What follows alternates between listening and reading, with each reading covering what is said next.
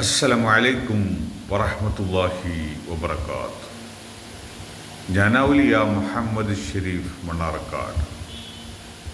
കടുത്ത വേനലിൻ്റെ ചൂടിൽ മനുഷ്യർക്കും മറ്റു ജീവജാലങ്ങൾക്കുമെല്ലാം വലിയ പ്രയാസങ്ങൾ നേരിട്ടുകൊണ്ടിരിക്കുന്നു.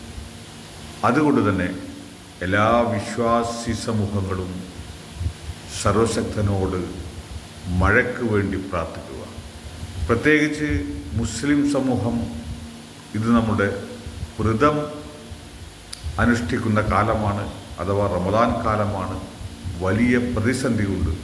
അതുകൊണ്ട് തന്നെ എല്ലാ മസ്ജിദുകളിൽ നിന്നും അള്ളാഹുവിനോട് നേരിട്ട് നിങ്ങൾ പ്രാർത്ഥനകൾ നടത്തുക.